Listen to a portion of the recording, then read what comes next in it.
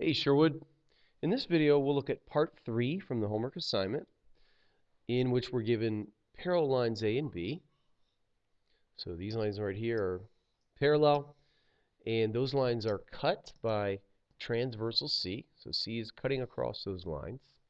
And we're supposed to use angle relationships to figure out X, Y, and Z. So let's get started on that. Now, one thing that just sort of leaps out at me right away is that they're telling me one of the angles, and I feel like I can learn an awful lot from that. In particular, this angle is across from this angle, and so they must be the same, knowing that vertical angles are congruent. So that's going to be 65. And since the lines given right here are parallel, we know that if we perform a translation of this angle down to here, then those angles must be congruent, because when two lines are parallel, the corresponding angles have to match. All right, so all of these angles right here must be 65 degrees. And furthermore, this angle that's across from the one I just found is a vertical angle, and so it must be 65 degrees as well. Let me clean up this picture for you. All of that was just to say that we know all of these angles right here are 65 all the way around. Okay, and actually just in the process of noticing those things, we've actually solved for Z. Z must be 65. So conclusion, Z equals 65. All right, so that was pretty straightforward. Now it remains to still find X and Y. So let me focus my attention on finding X. Well, this expression has to be 65 degrees. And so we can write an equation that 10x plus 15 should give 65. And now we'll just use algebra to solve for x. Subtract 15 from both sides, and then divide both sides by 10 to get that x equals 5. Let me just check my work. If we write 10x plus 15, we're supposed to get 65.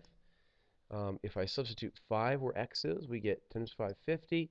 Add 15, that gives 65. So that must be the right answer.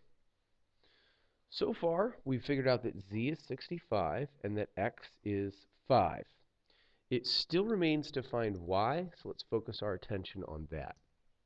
Okay.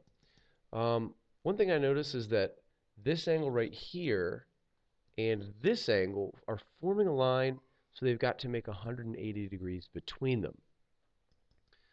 So therefore, we need to take 65 plus something and get 180.